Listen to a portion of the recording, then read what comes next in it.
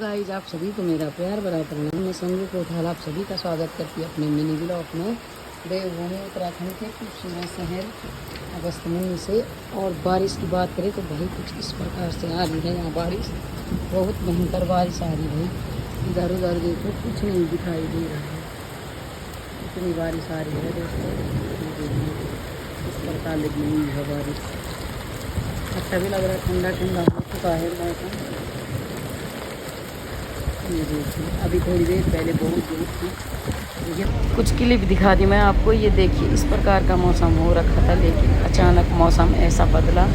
यहाँ तो बारिश ने तहलका मचा दिया। इस प्रकार से देखिए दोस्तों, छत भी पूरे ओवरफ्लो हो चुके हैं। ऊपर का नज़ारा भी दिखा देंगे मैं आपको कुछ इस प्रकार से। ये देखिए,